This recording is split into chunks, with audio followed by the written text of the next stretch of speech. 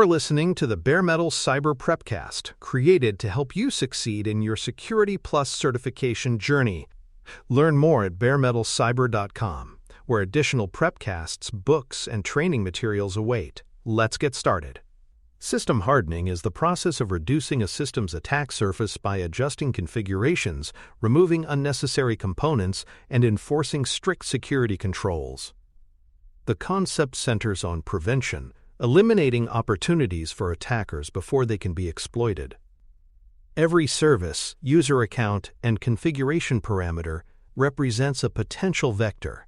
Hardening ensures these elements are trimmed down to only what is essential for business operations. Rather than reacting to every new exploit, hardening provides a proactive baseline that resists entire categories of attack.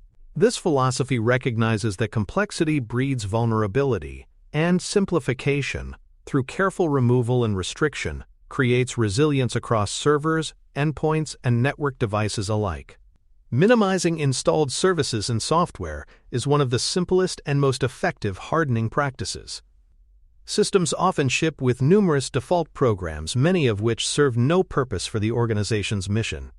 Each service left running unnecessarily increases the attack surface and consumes resources.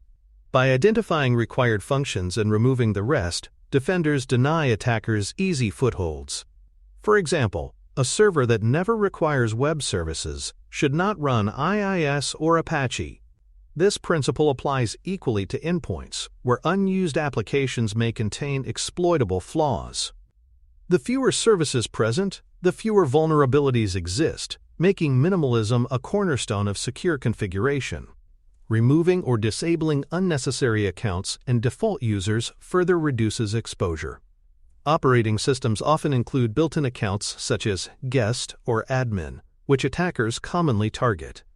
If these accounts are unused, they should be disabled or removed to prevent exploitation.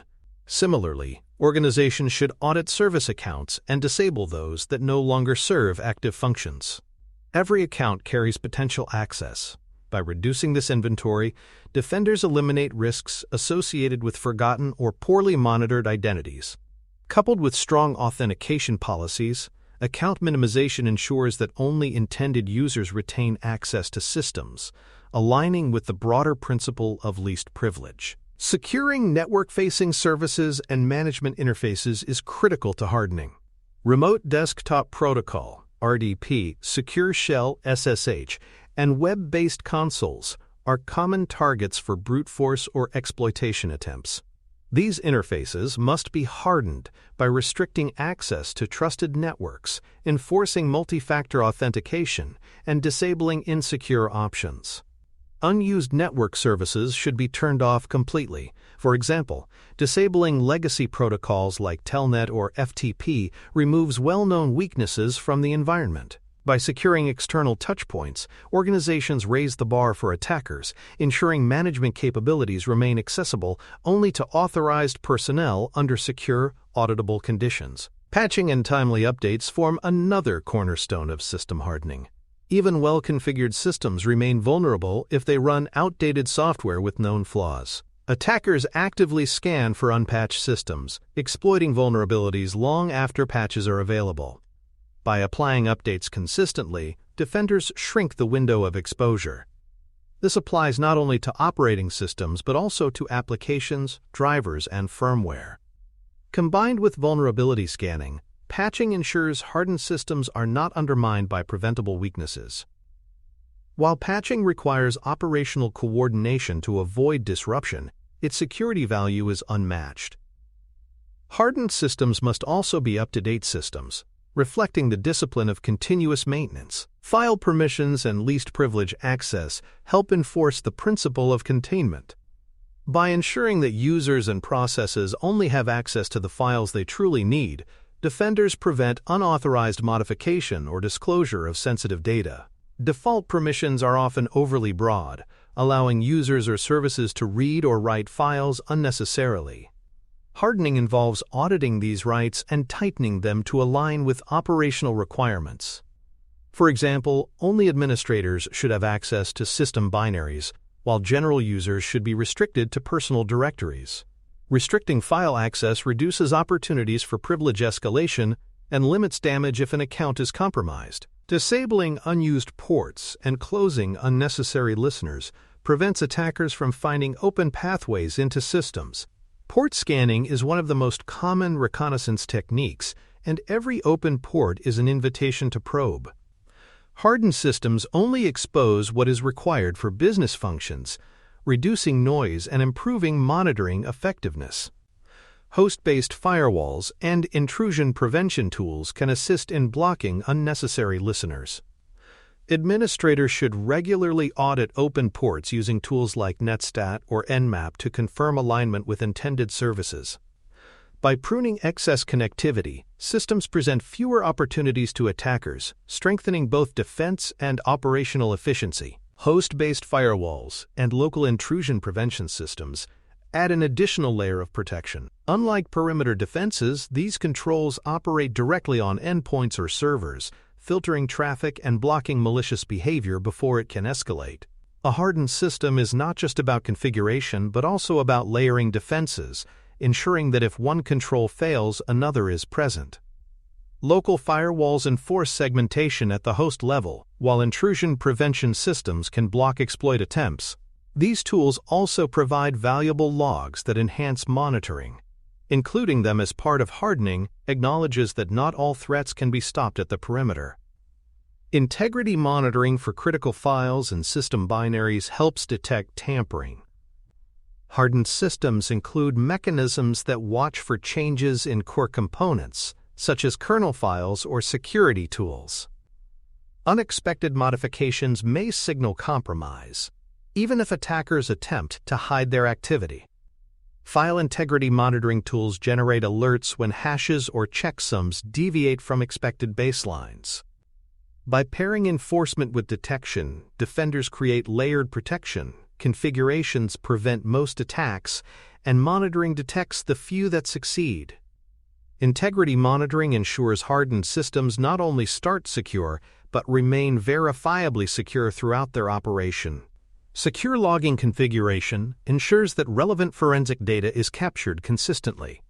Hardened systems must log critical events such as failed logins, privilege escalations, service changes, and integrity violations. Logs should be centralized and protected from tampering, ensuring attackers cannot erase their footprints. Default logging settings are often insufficient, requiring administrators to expand coverage and retention. Hardened systems also include time synchronization across logs, improving forensic accuracy. Logging transforms hardened systems into monitored systems, where attempts at exploitation leave evidence for defenders. Proper configuration ensures forensic readiness is baked into hardening rather than an afterthought. In summary, hardening is a preventative discipline aimed at reducing exploitable vectors through configuration, restriction, and control. It involves minimizing software, securing accounts and interfaces, applying patches, and enforcing least privilege access across files and services. Hardened systems expose fewer entry points, limit attacker options, and provide strong forensic visibility. While no system can be invulnerable, hardening dramatically shifts the balance in favor of defenders. It recognizes that resilience is built not just through advanced tools, but through careful, disciplined attention to foundational configurations. By embedding hardening practices, organizations reduce baseline risks and improve security maturity across environments. For more cyber-related content and books, please check out cyberauthor.me.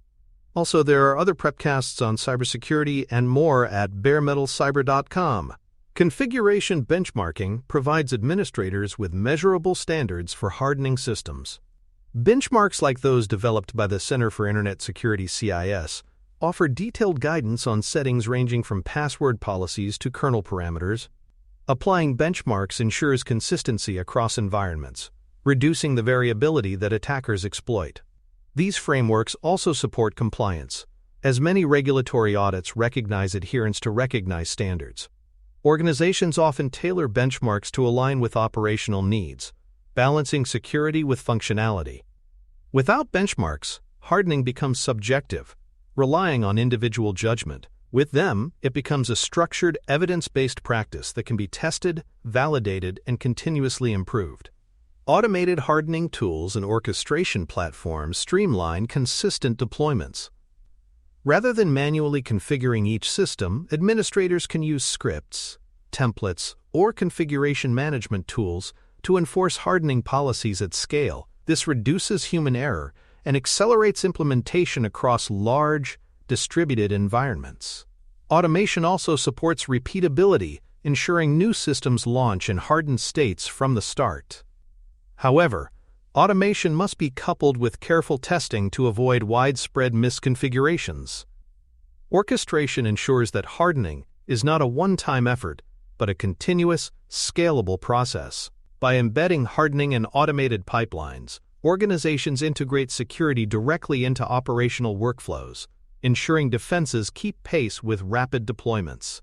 Runtime protection such as address space layout randomization, ASLR, and data execution prevention, DEP, provide an additional layer of defense at the operating system level. Conceptually, ASLR randomizes memory addresses, making it difficult for attackers to predict where code or data resides. DEP prevents execution in memory regions meant for data, blocking common exploit techniques like buffer overflows.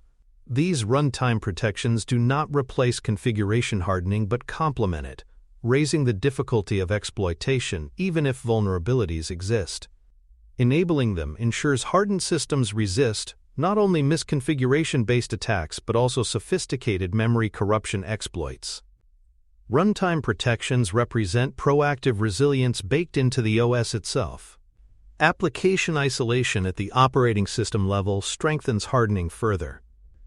Containers allow applications to run with their dependencies separated from the host and from each other.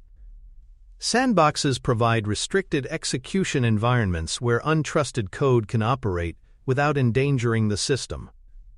Both approaches enforce boundaries, limiting the potential damage of compromised applications. While isolation cannot prevent every attack, it minimizes blast radius and improves containment. Hardened systems increasingly incorporate these technologies as part of layered defense. Application isolation recognizes that compromise is always a possibility, but ensures it cannot easily spread to critical services or data. Removing or restricting interpreters is another practical hardening measure. Macro engines, script interpreters, and command shells are powerful tools that can also be exploited by attackers. If they are unnecessary for business operations, they should be disabled entirely. If required, their usage should be tightly controlled, limited to trusted users or processes. For example, disabling Office macros by default reduces the risk of phishing payloads, while restricting PowerShell to signed scripts limits abuse. Hardening recognizes that powerful interpreters are double-edged swords, essential for some tasks but dangerous if exposed. Restricting them ensures that attackers cannot leverage them freely during exploitation. Securing SSH and RDP access requires careful controls.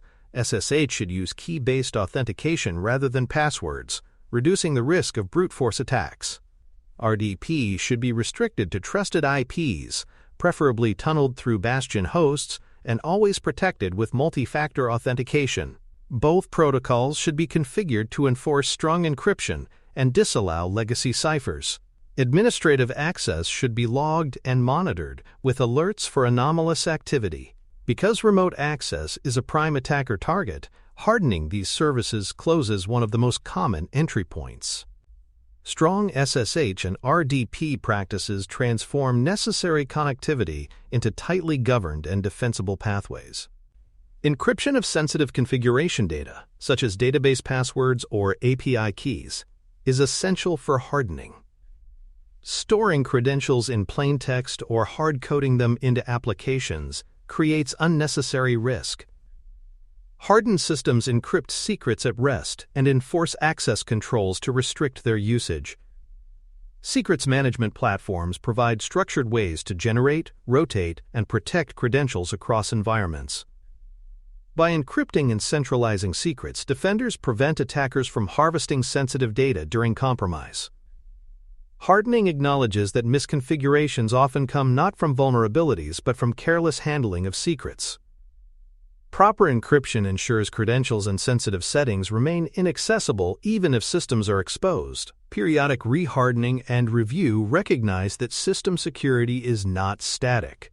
Over time, updates, role changes, and operational pressures can erode hardened configurations.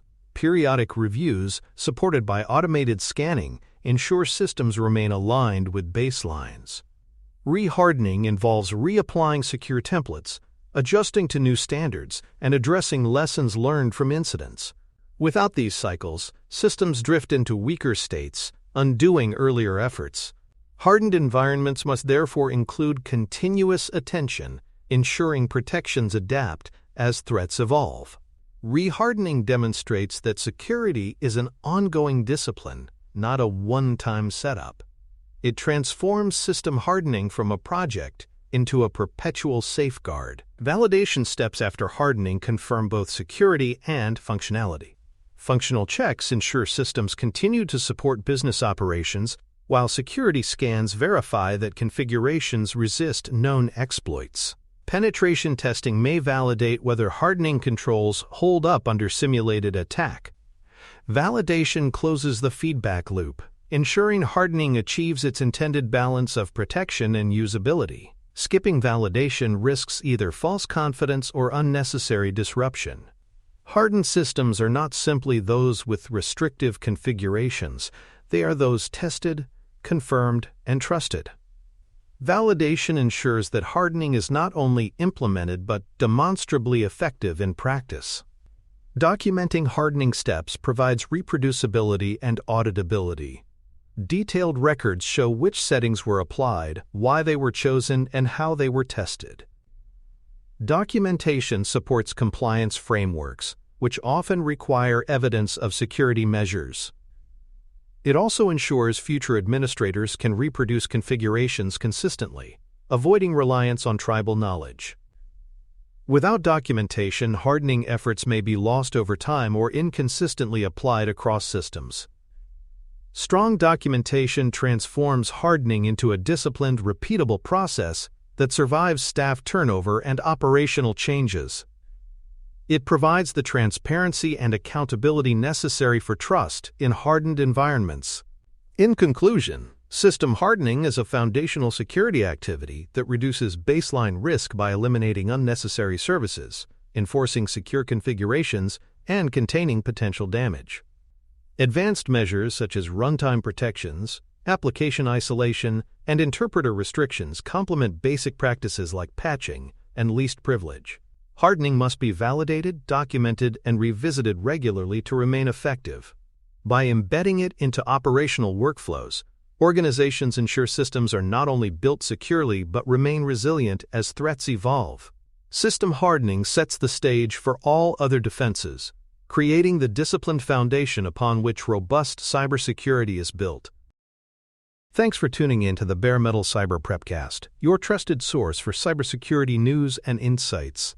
Remember to subscribe at baremetalcyber.com so you never miss an update.